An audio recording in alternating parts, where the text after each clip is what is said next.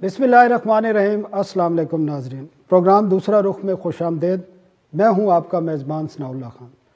नाज़रीन, हर साल सर्दियां शुरू होते ही मुल्क में गैस का बहरान खड़ा हो जाता है और गैस की न सिर्फ कीमतें बढ़ती हैं बल्कि जो दूर दराज इलाकों में LPG इस्तेमाल होती है उसकी कीमतों में भी और सप्लाई में भी खलल आ जाता है। लेकिन इस दफ़ा तो सर्दियाँ शुरू होने से पहले ही ये मसला खड़ा हो गया था और उसकी वजह बताई जाती है बद इंतज़ामी, LNG का बर वक्त ना ख़रीदना और इसके साथ साथ लोड मैनेजमेंट प्लान जो माजी में हमने देखा था तो सर्दियों से 2-3 माह पहले तैयार कर लिया जाता था और तय कर लिया जाता था कि गैस की सप्लाई को किस तरह यकीनी बनाना है, डोमेस्टिक को किस तरह देनी है, इंडस्ट्री का क्योंकि 3 महीने के लिए बंद रखना होता है उसका भी तरीक़ाकार रख लिया जाता है, बाकी सेक्टर को किस तरह देखना है, ये 2 माह कबल ही सर्दियों से अनाउंस कर दिया जाता था। लेकिन इस मरतबा सूरत हाल ये है कि अभी तक कोई डिसीजन हो नहीं सका है कि लोड मैनेजमेंट प्लान किस तरह तैयार किया गया है और कब तक इसको हतमी शक्ल दी जाएगी।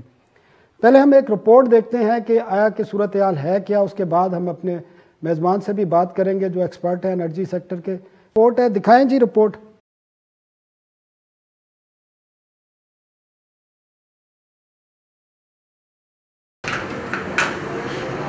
मुल्क भर में गैस बहरान शिद्दत इख्तियार करने लगा। दिसंबर आया नहीं कि गैस गायब हो गई। LPG की कीमतों में होशरुबा इजाफे से मुतबादिल जराए भी आम आदमी की पहुंच से दूर होते जा रहे हैं। इस्लामाबाद समेत पंजाब और खैबर पख्तूनख्वा में गैस शॉर्टफॉल। दिसंबर में 396 और जनवरी में 610 MMCFD पर पहुंचने का खदशा। सिंध और बलूचिस्तान में गैस शॉर्टफॉल दिसंबर में 321 जबकि जनवरी में 351 MMCFD रहने का तखमीना लगाया गया है। सर्दियों में LNG की फराहमी में कमी से गैस बहरान मजीद बढ़ने का खदशा है। रवा माह नवंबर के मुकाबले दिसंबर में 83 और जनवरी में LNG की फराहमी में 19 MMCFD कमी का तखमीना लगाया गया है। नवंबर समेत दिसंबर और जनवरी में पूरी सलाहियत यानी 1200 MMCFD पर LNG की फराहमी नहीं हो सकेगी। पूरी सलाहियत पर LNG की फराहमी फरवरी 2022 में मुमकिन होगी। हुकूमत की जानिब से बर वक्त इकदाम किए जाते तो दिसंबर और जनवरी में पूरी सलाहियत पर LNG की फराहमी से गैस बहरान में कमी आ सकती थी। प्रोग्राम दूसरा रुख के लिए फहद चौधरी,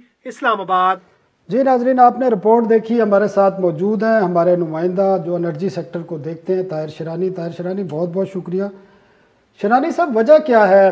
कुछ बद इंतज़ामी है, गवर्नेंस का इशू है कि यह लोग तैयारी नहीं की, या पाकिस्तान के जो रिज़र्व हैं वो तो डिप्लीट होते जा रहे हैं, आपको ही पता है, और LNG भी हम जिस तरीके से इंपोर्ट करते हैं, वजह क्या है आपके ख्याल में, और ये सूरत हाल होगी क्या आने वाले दिनों में? देखिए, मुख्तलिफ वजूहात हैं इसकी। एक तो हर गुज़रते साल के साथ जो गैस की तलब है वो बढ़ रही है, जो मकामी ज़ख़ायर हैं वो 6% हर साल डिप्लीट हो रहे हैं।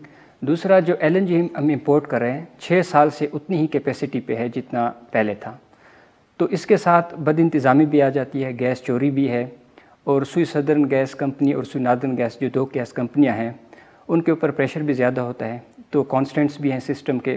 तो इन मुख्तलिफ़ वजूहात की बिना पर जो गैस का बहरान है वो हर गुज़रते साल के साथ उसमें शिद्दत आ रही है।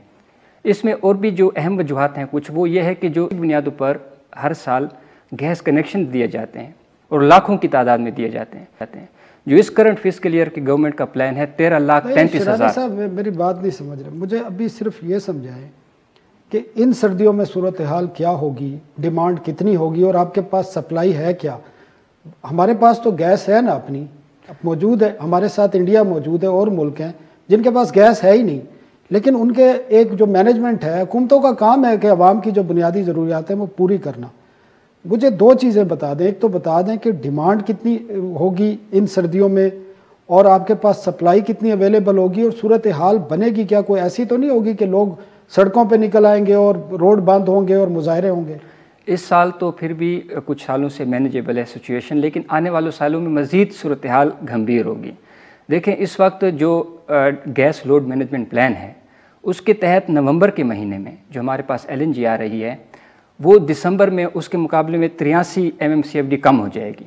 जनवरी में 950 MMCFD पूरी कैपेसिटी। देखो, बर वक्त जब आप फैसले नहीं करेंगे तो LNG की इम्पोर्ट में भी ताख़ीर हो सकती है, और उसी वजह से जितनी LNG हमें दिसंबर और जनवरी में चाहिए पीक पे, उतनी वो नहीं मिल रही। फरवरी में जाके 1200 MMCFD जितनी कैपेसिटी है उसके मुताबिक मिलेगी। अब नवंबर, दिसंबर, जनवरी में 1000 से भी कम MMCFD है।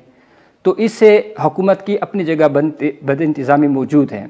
लेकिन इसके बावजूद अगर हम LNG 1200 MMCFD पूरी कैपेसिटी पे इंपोर्ट करें तो क्या फिर गैस बहरान नहीं होगा? फिर भी होगा, लेकिन उसकी शिद्दत में थोड़ी सी कमी आ जाएगी। साहब ये बताएं, दिसंबर में 717 MMCFD शॉर्टफॉल होगा जो प्रोजेक्ट किया है गवर्नमेंट ऑफ पाकिस्तान ने।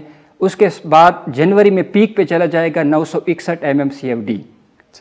ठीक है, तो इस वक्त 444 करोड़ मिलियन मुकाब क्यूबिक फीट आप कह रहे हैं, 96 करोड़ मुकाब फीट जो है शकी जनवरी में, ये गवर्नमेंट की प्रोजेक्शन, लेकिन इससे कहीं ज्यादा होगी। जो असल शॉर्टफॉल है वो 2 से 2,500 MMCFD के करीब पहुंच जाता है। 2 से 2,500 बिलियन हो गया। हाँ, 2 to 2.5, 2 से 2.5 अरब। हाँ, ठीक है। अगर हजार में है तो 2 से 2,500 MMCFD, अगर बिलियन में है तो फिर 2 से 2.5 BCFD।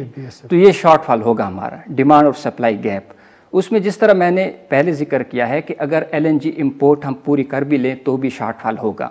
2 LNG टर्मिनल नए लगने हैं, वो 2023-24 से पहले नहीं आने सिस्टम में। जब वो लगेंगे फिर इसके मुताबिक तकरीबन 1200 MMCFD और गैस आएगी। ये तो अनाउंस बहुत पहले हुए थे। लीगी हुकूमत के दौर में 2 LNG टर्मिनल्स के लाइसेंस दिए जा चुके हैं। मौजूदा हुकूमत ने दावे किए कि हम इनको वो आ जाएंगे सिस्टम में, अभी तक वो नहीं हुआ। इस तरह पाक रूस गैस पाइपलाइन मंसूबा है, वो भी ताखिर का शिकार है। तो ये 3 तुर्कमेनिस्तान वाला भी है, टैपी है 2024 से, ईरान वाला भी है। टैपी जो है वो 2024 से प्रोजेक्शन है कि वो सिस्टम में 971 MMCFD ने प्रोजेक्ट किया है। और जो IP है वो 2026 में, यानी 5 साल मजीद हमें इंतज़ार। वो भी पता नहीं उसके बाद होता है या नहीं होता, वो इंटरनेशनल सैंक्शंस हैं कुछ।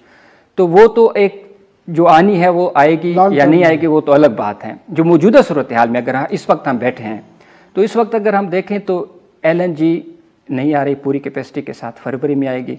ठीक है, उससे थोड़ा सा हम शॉर्टफॉल कम हो जाएगा, लेकिन जो हमारी डिमांड है वो बढ़ रही है हर गुजरते साल। उसकी वजह जिस तरह मैंने बताया कि कमर्शियल बुनियादों पर अगर हम गैस कनेक्शन नहीं देंगे और पॉलिटिकल बेसिस पर देंगे, सियासी बुनियादों पर, गुज़श्ता साल 3,66,000 जो नए कनेक्शन है वो ऐड हुए हैं। इसी तरह इस साल 13,33,000 का प्लान है। डोमेस्टिक थे? डोमेस्टिक। कौन से सूबे में? मेजॉरिटी डोमेस्टिक, मामूली सा उसमें इंडस्ट्रियल। 12 लाख SNGPL इस साल का, 12 लाख SNGPL मतलब के लिए पंजाब और इस्लामाबाद, खैबर पख्तूनख्वा और पंजाब। ठीक है। 1,33,000 सिंध के लिए हैं और उसमें से मामूली सा इंडस्ट्रियल कनेक्शन है, कमर्शियल, बाकी सारा डोमेस्टिक है इसमें। ठीक है। गुज़श्ता 5 साल के दौरान तकरीबन 20 लाख कंज्यूमर्स ऐड हुए हैं, 20 लाख। अगर इतने ऐड होंगे हर साल लाखों की बुनियाद बेसिस पर, तो फिर हमारी जो डिमांड है वो बढ़ रही होगी। अगर नए 2 LNG टर्मिनल्स आ भी जाते हैं 2-3 साल के बाद, तो हमारी डिमांड बढ़ रही होगी और मकामी ज़खायर कम हो रहे होंगे, तो भी हमारे लिए मुश्किल होगा डिमांड और सप्लाई को मीट करना।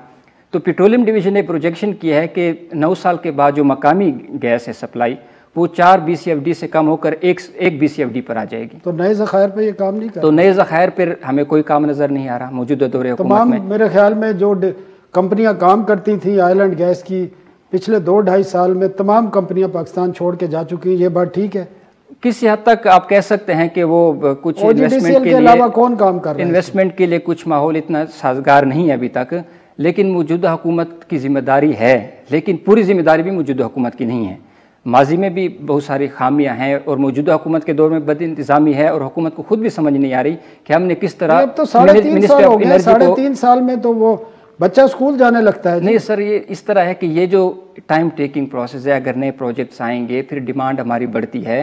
पिछले सालों में भी पॉलिटिकल बेसिस पे कनेक्शंस दिए गए, मौजूदा हुकूमत के दौर में भी दिए गए हैं। लोड मैनेजमेंट प्लान जो थोड़ा बहुत इन्होंने तैयार किया वो है क्या दिसंबर-जनवरी का? जो लोड में क्या करना जो गैस लोड मैनेजमेंट प्लान है विंटर का, उसके मुताबिक इनकी जो प्रायोरिटी है वो डोमेस्टिक है, लेकिन उसके बावजूद डोमेस्टिक के लिए शॉर्टफॉल भी होगा, प्रेशर भी कम होगा। CNG सेक्टर के लिए इनकी प्रपोजल है 1.5 से 2 माह गैस की बंदिश का, वो 154 MMCFD है। इसी तरह नहीं करेंगे। इसी तरह जो कैप्टिव पावर है उनके लिए भी गैस की फरामी बंद करने की तजवीज़ है, लेकिन जो नॉन कैप्टिव पावर प्लांट जो एक्सपोर्ट सेक्टर है उनके लिए, फर्टिलाइज़र के लिए उनके लिए तजवीज़ है कि जारी रखी जाए, सीमेंट के लिए भी जारी रखी जाए। जनरल इंडस्ट्री के लिए बंद होगा, लेकिन सीमेंट फर्टिलाइज़र को निकाल के कुछ, क्योंकि सीमेंट 15 MMCFD है उसकी पूरी डिमांड। इसके बावजूद 388 MMCFD पिछले साल गैस चोरी या डिस्ट्रीब्यूशन या जो ट्रांसमिशन है उसकी नज़र हुई है। ठीक है ताहिर, तैर हमारे पास टाइम ख़त्म हो गया नाजरीन। ये गैस बहरान से बड़े वाज़े तौर पे बता दिया कि दिसंबर और जनवरी बड़े मुश्किल होंगे। शॉर्ट फॉल 2 से 2.5 अरब जो है क्यूबिक फीट योमिया हो सकता है, जिससे आवाम को मुश्किलात का सामना होगा। एक वक्फ़ा लेते हैं, वक्फ़े के बाद हम वफाकी दारुल हुकूमत इस्लामाबाद में जराइम की शरह में इजाफे पर जो एक नई लहर आई है उस पर बात करेंगे एक वक्फ़े के बाद।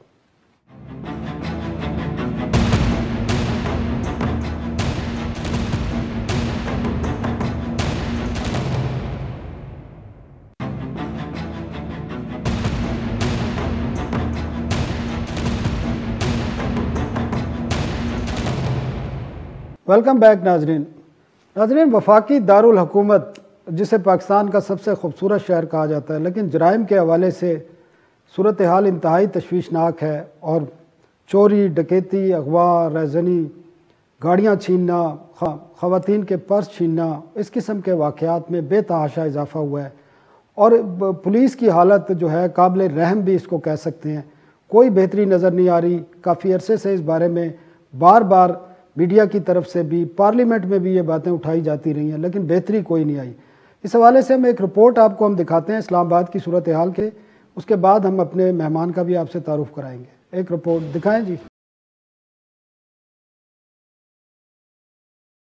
इस्लामाबाद ने गुज़िश्ता एक हफ्ते के दौरान डकैती, राहज़नी और चोरी की 34 वारदातों में 2 करोड़ 42 लाख रुपए नकद, सोना और मोबाइल समेत दीगर सामान लूट लिया गया। इस्लामाबाद में आम शहरी तो क्या VIP भी महफूज नहीं। डकैत लीगी सेनेटर नुसरत सादक के घर का भी सफाया कर गए। FIR के मुताबिक नुसरत सादक 47 लाख रुपए की नकदी और तलाई जेवरात से महरूम हो गयी। पुलिस हुकाम जराइम पेशा गिरोहों को गिरफ्तार करने का दावा कर रहे हैं और हम क्राइम को बिल्कुल छुपाना नहीं चाहते। जो क्राइम है उसकी ट्रू पिक्चर आप सब लोगों तक आनी चाहिए, वो आ रही है, लेकिन बहुत सारी चीज़ों में बेहतरी भी है। हमारी अरेस्ट बेहतर हुई हैं, रिकवरीज बेहतर हुई हैं और उसके साथ साथ हम ये समझते हैं कि हम पुलिस के रवैये में भी तब्दीली लाने की मुस्बत कोशिश कर रहे हैं। चैलेंजेस बहुत ज्यादा हैं। शहर के मुख्तलिफ मकामात से करोड़ों रुपए मालियत की 29 गाड़ियां और 20 मोटरसाइकिल भी चोरी कर लिए गए। कुछ इंसिडेंट्स जो पिछले कुछ दिनों में ज्यादा हुए हैं, बेसिकली मैं ये समझता हूँ कि हमें अपनी प्रिवेंटिव पुलिसिंग को बेहतर बनाने की जरूरत है। हम उसको कर रहे हैं और इसी तरह इन्वेस्टिगेशन, क्वालिटी इन्वेस्टिगेशन करने की हमें जरूरत है। इन क्राइम के अलावा थाना शहजाद टाउन के इलाके से एक कारोबारी शख्स को मुल्तान से सरमायाकारी के नाम पर इस्लामाबाद बुलवाकर अगवा किया गया और घर वालों से 1 करोड़ 20 लाख रुपए तावान भी वसूल किया गया। जी नाजरीन, आपने रिपोर्ट देखी इस्लामाबाद में जो जराइम की शरह है उसके हवाले से। हमारे साथ मौजूद हैं शकील करार साहब, सीनियर सहाफ़ी हैं और इस्लामाबाद में क्राइम के हवाले से, जराइम के हवाले से जितनी भी मालूमात होती है इनके पास होती है। शकील साहब बहुत शुक्रिया हमें टाइम देने का। शकील साहब, वजह क्या है? वफाकी दारुल हुकूमत है, तरबियत याफ्ता पुलिस है, रेंजर्स भी यहाँ मौजूद होती है, हमारे जो रियासती इदारे हैं उनके बड़े बड़े दफातर हैं, वज़ीर आज़म का दफ्तर इधर है, घर इधर है, सदर पाकिस्तान इधर रहते हैं, वज़रा इधर रहते हैं। अब तो पार्लियामेंटेरियन के घरों में 10-10 डाकू दिन दहाड़े घुस जाते हैं। पहले तो आम लोगों की भी यही हालत थी। तो वजह क्या है और बेहतरी क्यों नहीं आ रही? क्यों ये कंट्रोल कर नहीं पा रहे? पुलिस की ट्रेनिंग का मसला है, पुलिस आपकी ठीक नहीं है, या कोई और वजूहत है? इसमें देखें सनाउल्लाह साहब, 2-3 वजूहत हैं। एक तो ये कि मौजूदा जो IG हैं काजी जमीलुर रहमान, वो वाकई ही एक ईमानदार ऑफिसर है, लेकिन उनकी ईमानदारी वहाँ पर नाकाम हो जाती है जब उनके साथ नीचे जो कुछ अफसरान हैं वो काम नहीं करते और सियासी बुनियादों पर, सियासी सिफारिशों पर अपने ओहदों पर बैठे हुए हैं। यहाँ पर वारदात होती है, बैंक की गाड़ी लूट ली जाती है और उसका मुतलका जो उसका ऑफिसर है, SP है, वो मौके पर नहीं पहुँचता। यहाँ घंटों घंटों मुतलका अफसरान वारदात पे मौके पर नहीं पहुँचते हैं। यानी कि जो मातहत अमला है, अफसरान हैं, ख़ासतौर पर SP जो है जोन के और या DSPs हैं, वो अपने काम से करनी कतराते हैं, अपना काम बर वक्त नहीं करते हैं। पहले सूरत हाल ये होती थी इस्लामाबाद में कि रात के वक्त डकैतियाँ होती थी, राहज़नियाँ होती थी। अब दिन दिहाड़े हो गई हैं, क्योंकि जो जराइम पेशा नासर है उनके अंदर पुलिस का खौफ ख़त्म होता जा रहा है। और उसके साथ साथ आप ये भी देखें, पिछले कुछ अरसे में वो डाकू जिनको रोकने की कोशिश की जाए या पुलिस उनके दरमियान रास्ते में आए तो वो 1 सेकंड के अंदर फायर करते हैं, जिसका एक वाक़या पेश आया था। एडिशनल IG मोटरवे की गाड़ी पर जो फायर हुआ था उसमें उनका भाई भी मारा गया था। तो वो मुल्ज़म अभी तक बिलाल साबित, वो वांटेड है पंजाब पुलिस को, पिंडी पुलिस को, इस्लामाबाद पुलिस को, KPK पुलिस को, और इसी जगह वो घूमता है, इसी एरिया में घूमता है, लेकिन कोई पुलिस उसको पकड़ने की जुर्रत नहीं करती है। तो यहाँ इस्लामाबाद पुलिस में भी ये सूरत हाल है कि बाज़ अफसरान उसके नाम से भी डरते हैं। शकील साहब, आप डिफरेंट बात कर रहे हैं, मैं आपसे डिफरेंट बात पूछ रहा हूँ। आप बात कर रहे हैं कि SP वहाँ पर नहीं पहुँचा, मैं ये बात कर रहा हूँ कि वो बैंक की डकैती हुई क्यों, प्रिएम्प्ट क्यों नहीं कर सकते? पुलिस के पास इतनी कैपेसिटी नहीं है, छोटा सा शहर है, हदूद बड़ी प्लानिंग के तहत बना हुआ है, आप रोक क्यों नहीं कर सकते? आप निशानदेही क्यों नहीं कर सकते? कहाँ से ये लोग आते हैं जो डकैतियाँ करते हैं, कौन लोग हैं? पुलिस के थाने भी, यहाँ कितने थाने हैं इस्लामाबाद में? 22 थाने। आबादी कितनी है जी? आबादी रफ आइडिया के मुताबिक 25 से 30 लाख हो चुकी है। जी 20 लाख है तकरीबन ना, जो मेरा अंदाज़ा है। 22 थाने हैं, एक थाने की 1 लाख की आबादी। सब कुछ होता है, थाने वालों को पता होता है कहाँ पे क्या हो रहा है, कौन लोग जराइम पेश हैं, उसके बावजूद जराइम होते हैं। मैं ये बात ही नहीं कर रहा कि IG ईमानदार है, फलाना बेईमान है, फलाना ये करता है। मसला ये है कि आपकी है किधर, वजारत दाखिला क्या कर रही है? एक छोटा सा शहर, फेडरल गवर्नमेंट के पास एक शहर है, उस शहर को कंट्रोल नहीं किया जा सकता। इतनी डकैतियाँ और चोरियाँ वारदात तो जोड़वा शहर है, रावलपिंडी में नहीं होती जितनी इस्लामाबाद में होती हैं। तो मैं बुनियादी तौर पर वजह क्या, पूरी पुलिस निज़ाम ही मुझे तो ख़राब नज़र आ रहा है। मैं आपको वजह बताइए, मैंने आपको बताया ना कि जब मुतलका अफसरान जो SPs हैं, DSPs हैं, ASPs हैं, वो मौके पे नहीं जाएंगे तो नीचे वाला अमला है उसको मालूम हो जाएगा कि उसका ऑफिसर काम नहीं करना चाहता या क्राइम रोकने में उसकी वो संजीदा नहीं है, तो वो नीचे वाला भी अमला काम नहीं करेगा। यही आपको बता रहा हूँ कि सियासी बुनियादों पर जहाँ पोस्टिंग होगी इस्लामाबाद में, तो फिर नीचे वाला अमला यानी कि थाने वाला अमला काम क्यों करेगा? उससे काम लेना मुतलका SP का काम होता है, उसके ऊपर फिर SSP होता है, फिर DIG होता है। मैं आपको सिस्टम बता रहा हूँ कि किस तरह चल रहा है कि जब तक यहाँ पर इस्लामाबाद पुलिस में सियासी बुनियादों पर पोस्टिंग ट्रांसफ़र रुकेगी नहीं, ये निज़ाम बढ़ता रहेगा। मैंने आपसे ये भी अर्ज़ किया कि पहले वक्त में ये डकैती राहज़नियाँ रात के वक्त अंधेरे में होती थी, अब दिन दिहाड़े अब 7 से 8 लोग, 10 लोग भी एक वक्त में वारदात करते हैं। ये कहाँ से आते हैं गैंग इतने सारे? यही से आते हैं, पिंडी से आते हैं और उसके बाद अचानक वो गायब हो जाते हैं। यहाँ 1850 सेफ सिटी कैमरे हैं, लेकिन पुलिस उसमें वो गाड़ियों को ढूंढती रहती है, वो गाड़ियां नहीं मिलती हैं। उसमें से एक्टिव तकरीबन ऑलमोस्ट 90% है। अब मजीद भी कुछ लगाने जा रहे हैं, लेकिन मसला ये नहीं कि सेफ सिटी का, सेफ सिटी कैमरों की एक लिमिट है, वो शाम के बाद काम करना छोड़ जाते हैं, उसमें आप रिकॉग्नाइज नहीं कर सकते कि ये गाड़ी ये जो चोर हैं, जो डकैत हैं इस्लामाबाद आते हैं, ये हमारी पुलिस से ज्यादा तेज हैं, कैमरा को भी डाल उनको पता होता है कि किस जगह पर कैमरा है, किस जगह पर कैमरा नहीं है। लेकिन मैंने वो फुटेज देखी थी जो इस्लामाबाद में गुज़श्ता दिनों एक बैंक डकैती हुई थी, उसमें तो लोगों के चेहरे नजर आ रहे थे। वो लोग गिरफ्तार हुए नहीं हुए, वो बैंक डकैती नहीं थी, बैंक की गाड़ी लूटी गई थी। जी गाड़ी लूटी, दिन दहाड़े लूटी गई और बाकायदा उन्होंने गाड़ी के पीछे रोक के बड़ी आसानी से, अब वो पुराने मॉडल की कोरोला गाड़ी है, वो इतनी तेज भाग भी नहीं सकती, उसको भी नहीं पकड़ा गया अभी तक। पुलिस दावे कर रही है कि हम करीब पहुंच चुके हैं। और वो I-9 से निकली थी, एक बड़ी गुंजान आबादियों से निकल के किस तरह कहा रावलपिंडी दाखिल हुई है आखिरी इत्तलात के मुताबिक, और रावलपिंडी के बाद वो गायब हो गई है।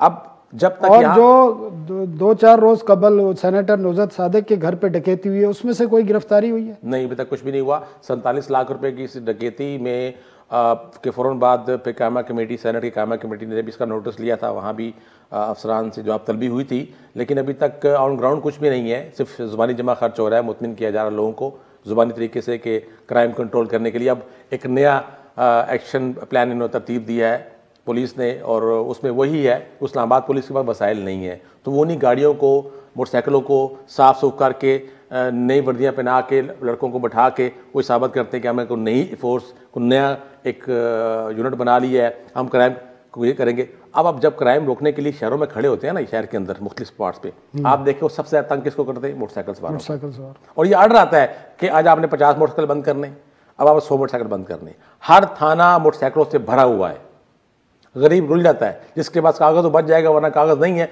वो एक हफ्ता पार होता है। मेरे मकसद ये है कि इस्लामाबाद पुलिस के मातहत अफसरान काम नहीं कर रहे, उनके ऊपर उनके बैक पे सियासी लोग हैं जिसकी वजह से उनको परवाह नहीं है। जराइम बढ़ने की वजह यही है। ये वजह भी है। दूसरी वजह है इस्लामाबाद पुलिस के पास वो वसाइल नहीं है जो होने चाहिए। आज भी 2010 और 2008 डबल तनख्वाहें ले रहे हैं, गाड़ियां मिली हुई हैं, बाकी शहरों की पुलिसों से तो बेहतर हैं। नहीं, ये गाड़ियां आपको जो नजर आ रही हैं ये इंतहाई पुरानी है, ये किसी मुल्ज़िम की गाड़ी के पीछे नहीं कर सकती हैं। यही वजह है कि उसामा सत्ती वाला मामला हुआ था उस लड़के वाला कि उसके पीछे मिरान गाड़ी को डाटसन गाड़ी नहीं पकड़ सकी। ठीक है शकील करार साहब, बहुत शुक्रिया। आपने शकील करार की बात सुनी। बैंक की गाड़ी जाती है, वीडियो आती है, उसकी चेहरे साफ नज़र आ रहे हैं। 15 दिन से ज़्यादा हो गए हैं, अभी तक मुजरिम गिरफ्तार नहीं हुए। एक सेनेटर के घर में 10 डकैत दिन दहाड़े दाखिल होते हैं, वो भी अभी तक गिरफ्तार नहीं हुए। ये इस्लामाबाद की पुलिस की कारकर्दगी है। कोई बंदा महफूज नहीं है। चलते जो खवातीन हैं उनके पर्स छीन लिए जाते हैं। ये एक सूरत हाल ख़तरनाक है। इसका वफाकी हुकूमत को, वजारत दाखिला को नोटिस लेना चाहिए। एक वक्फा लेते हैं और वक्फे के बाद मुल्क में जो तालीम की सूरत हाल है और HEC को किस तरह चलाया जा रहा है, इस पर हम बात करेंगे एक वक्फे के बाद।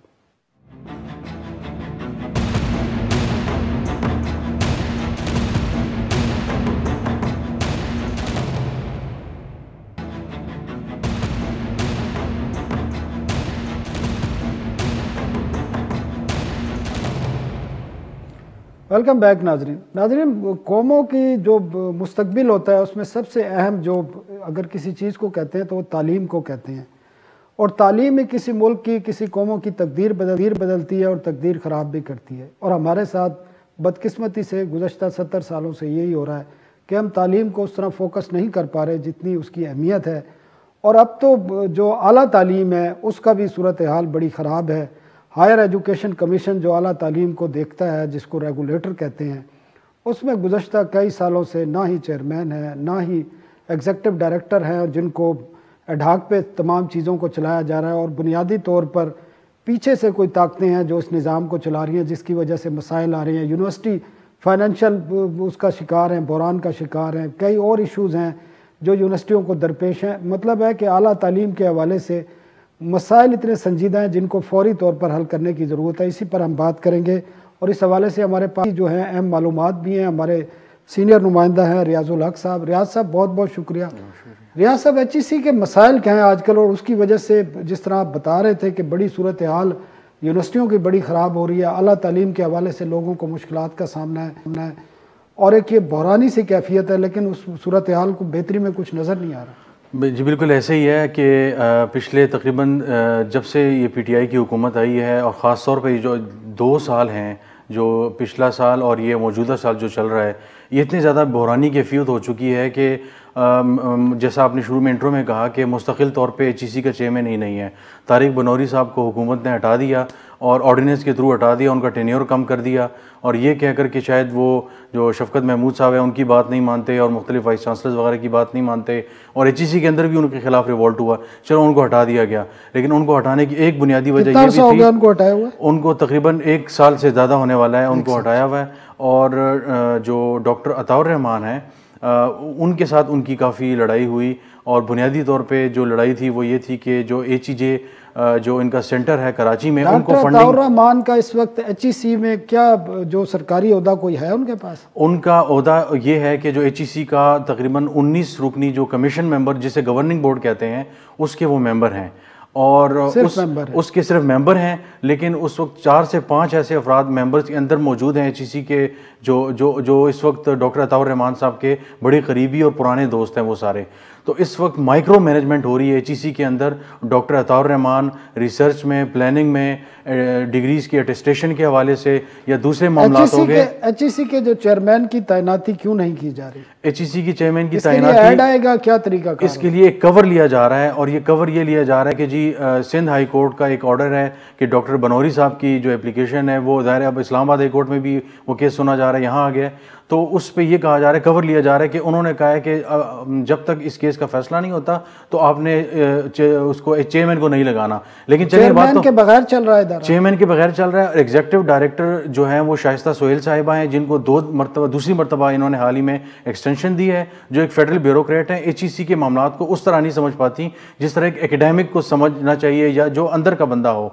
तो उसके मामलात ये हो रहे हैं कि एडहॉक पे सारा सिस्टम चल रहा है। HEC के अंदर मेंबर नहीं है, मेंबर एकेडमिक्स होते हैं, मेंबर ऑपरेशन एंड प्लानिंग है वो नहीं होते। और उन्होंने एक तमाम जो ओहदे आप बता रहे हैं ये खाली पड़े हैं। और सबसे बड़ा जुल्म ये हुआ है कि एक्टिंग जो चेयरमैन थे, एक इससे पहले जो थे बाजई साहब, उनसे उन्होंने ना सिर्फ प्रमोशंस करवा ली बल्कि रूल्स चेंज करवा लिए कि HEC में रूल्स थे कि 50% बाहर से लोग आएंगे और 50% HEC के अंदर से लोग होंगे, उनको प्रमोट किया जाएगा। लेकिन इन्होंने वो 50-50 ख़त्म करके 100% अंदर से प्रमोशन करवा ली है ताकि बाहर से आएंगे, पता नहीं उनके मसाइल होंगे, हम अपनी प्रमोशंस करवा लें। तो उस पर ज़ाहिर अदालत में मामला भी जा सकता है। वो उन्होंने बहुत ज़्यादा ज़ाहिर है एक एक्टिंग चेयरमैन से वो फैसला लिया।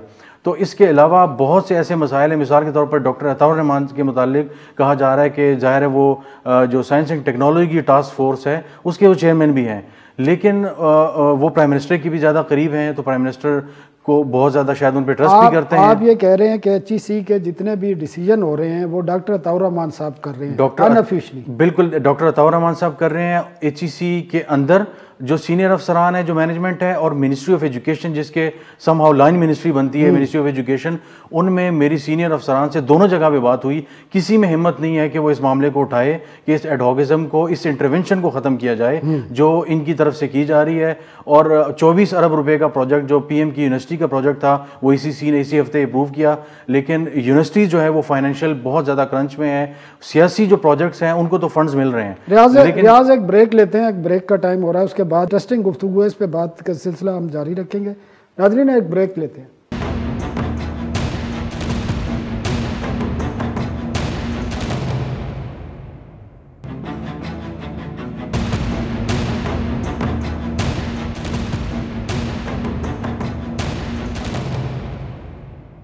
Welcome back. हम बात कर रहे थे हायर एजुकेशन कमीशन की, जिसको ढाक पर चलाया जा रहा है और उसमें जो गैर मुतलका लोग हैं वो डिसीजन मेकिंग में सबसे कलीदी किरदार अदा कर रहे हैं, जिससे जो हमारा आला तालीम का एक निज़ाम है वो बुरी तरह मुतासर हो रहा है। जो हमारी यूनिवर्सिटीज़ हैं जहाँ से बड़े बड़े जहन निकले हैं, अब उसमें एक माली बहरान है, इंतज़ामी बहरान है और एक अफरा तफरी की जी सूरत हाल है। हायर एजुकेशन कमीशन में कोई समझ नहीं आ रहा कि कौन HEC को हेड कर रहा है और कौन डिसीजन कर रहा है। इसी पर हम बात कर रहे थे रियाजुल हक से। रियाज, क्या ये जो आप सूरत हाल बता रहे हैं ये तो बड़ी ही, इसको गंभीर सूरत हाल कह सकते हैं, परेशान कुन कह सकते हैं।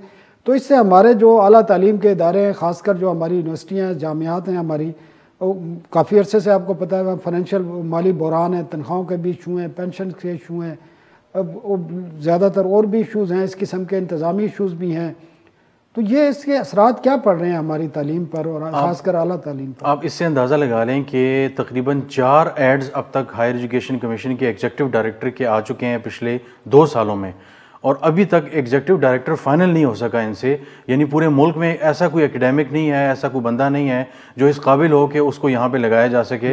और ये प्रिंसिपल अकाउंटिंग ऑफिसर होता है एग्जीक्यूटिव डायरेक्टर जो होता है HEC का, वो इनसे नहीं हो सका। अच्छा, इसका नुकसान ये हो रहा है कि पहले बाकायदा तौर पर जब एक परमानेंट ED होता था और एक चेयरमैन प्रॉपर होता था, वो प्लानिंग कमीशन में जाके यूनिवर्सिटीज़ के लिए, प्रोजेक्ट्स के लिए लड़ते थे और उनके लिए फंडिंग लेते थे प्लानिंग मिनिस्ट्री से। आपको पता है एक्निक वगैरह, इसमें बाकायदा तौर पर वो लड़ना पड़ता है CDWP वगैरह की मीटिंग में। अभी चूंकि कोई है ही नहीं तो मेंबर भी नहीं है काफी सारे। जी, तो मेंबर भी नहीं है, तो जो बाकायदा तौर पे एक टीम बन के जाती थी वो नहीं है। अच्छा, उसका नुकसान ये हो रहा है कि यूनिवर्सिटीज़ का जो ट्रस्ट था जो HEC के ऊपर था, ज़ाहिर है कि फाइनेंशियल एक बॉडी भी है, एक क्वालिटी को भी देखती है, तो सारा जो ट्रस्ट रेगुलेट भी करती है, तो सारा जो ट्रस्ट था वो यूनिवर्सिटीज़ का ख़त्म हो चुका है। इसकी बड़ी मिसाल ये है कि तकरीबन 1 महीने पहले यहाँ पे बुरबन में 200 VCs को बुलाया गया, जिसमें उनके सामने एक पॉलिसी, 2 पॉलिसीज़ पेश की गई, एक PhD की पॉलिसी, एक BS की पॉलिसी जो पिछले चेयरमैन ने पेश की थी। ज़ाहिर है तो वो जो गवर्निंग बोर्ड है उससे अप्रूव्ड थी। 178 VCs ने खड़े होकर उसकी मुखालफत की। उन्होंने कहा हम इसको नहीं मानते, ये अमेरिका और यूरोप का निज़ाम यहाँ नहीं आएगा, हम इसके लिए तैयार नहीं हैं। उसकी वजह यह है कि HEC के अंदर क़यादत का फुक़दान है कि वो एतमाद में लें वाइस चांसलर्स को, कोई वर्किंग नहीं हो पाती, तो फंडिंग के मसाइल हो रहे हैं, यूनिवर्सिटीज़ के अंदर गवर्नेंस के मसाइल हो रहे हैं, वाइस चांसलर इंडिविजुअली आके मिल रहे हैं, किसी को फंडिंग मिल रही है, किसी को क्या मिल रहा है। तालीम और प्राइम मिनिस्टर ऑफिस क्या कर रहा है, किसी ने इस बात का नोटिस नहीं लिया। प्राइम मिनिस्टर ऑफिस तो जाहिर है जब तारिक बनूरी जो डॉक्टर अताउर रहमान साहब हैं वो सारे मामलात अपने हाथ में लिए हुए, और ये इमरान खान साहब को बज़ाहिर ज़ाहिर लगता है कि वो ये बता रहे हैं कि हम एक इनकलाब ला रहे हैं, और इससे पहले जो इनकलाब था जो मुशर्रफ के ज़माने में मैंने रोका था, वो अब ज़ाहिर है वो दोबारा हम लाएंगे। और मखसूस सियासी जो प्रोजेक्ट्स है उस हो रहे हैं, और उसका एक बड़ा, अब सियालकोट में एक प्रोजेक्ट आ रहा है जो हरीपुर में जो उनकी ऑस्ट्रिया की यूनिवर्सिटी, उस तरह की एक यूनिवर्सिटी शायद लाई जा रही है कि बाहर से फैकल्टी वगैरह आएगी। तैयार हो गई है जो हरीपुर वाली थी उसमें प्लान इनका ये था कि चाइना और मुख्तलिफ जगहों से वो आएंगे तो उसका जो जिस तरह पाकिस्तान में इंजीनियरिंग काउंसिल है उससे अप्रूव किया जाता है, तो इसी तरह इनका सिडनी अकॉर्ड एक होता है जिससे ये प्रोग्राम अप्रूव करवाया जाता है। तो ये प्रोग्राम जो है, ये यूनिवर्सिटी जो है, ये उसके सिस्टम में अप्रूव्ड ही नहीं है। ये एक इतना बड़ा ब्लंडर है कि इस पे हायर एजुकेशन भी खामोश है। उसकी वजह यह है कि डॉक्टर अताउर रहमान साहब का वो ब्रेन चाइल्ड है वो। तो इसी तरह मुशर्रफ के ज़माने में भी एक यूनिवर्सिटी थी साइंस एंड टेक्नोलॉजी की, वो इन्होंने शुरू की थी, उसका मुशर्रफ ने इनॉग्रेशन भी कर दी थी। हाउस की यूनिवर्सिटी भी यही देख रहे हैं, वो भी यही देख रहे हैं, और वो इसलिए 3 साल से अभी तक तो उसका 24 अरब रुपए एक्निक ने इस हफ्ते अप्रूव कर दिया है। लेकिन उसका क्या होगा मुस्तकबिल, उसका लगता है ऐसा है कि उसका मुस्तकबिल भी ऐसे ही होगा। मुशर्रफ के ज़माने में यूनिवर्सिटी जिसकी इनॉग्रेशन हो गई थी, उसके लिए फंडिंग भी जारी हो गई थी, उसका अभी भी HEC में कानूनी मामला चल रहे हैं, शायद DHA वगैरह में उसकी ज़मीन का मामला है मुशर्रफ के ज़माने से। तो सियासी तौर पे जब आप ट्रिगर हैप्पी हो के जब आप फैसले करेंगे तो फिर यही मामलात होंगे कि अब आपको न सिर्फ शर्मिंदगी उठानी पड़ती है बल्कि higher education sector as a whole disturb हो रहा है इस सारी मिस गवर्नेंस से। ठीक है रियाज, बहुत बहुत शुक्रिया। नाजरीन, आपने सुना जिस तरह अपने पहले हेल्थ के शोबे की जो तालीम है उसमें PMC बना के एक बहरान पैदा किया और पिछले 2-2.5 साल से तमाम मामलात अदालतों में चल रहे हैं। अब हायर एजुकेशन कमीशन में भी सूरत हाल यही बता रहे हैं कि कई ओहदे चेयरमैन, एग्जीक्यूटिव डायरेक्टर और मेंबरान के खाली हैं और एडहाक पे तमाम चीज़ें चलाई जा रही हैं। तो अल्लाह ही हाफिज़ है आला तालीम का भी और हेल्थ के शोबे का भी। आइंदा हफ्ते तक के लिए हमें इजाज़त दीजिए। अल्लाह हाफिज़।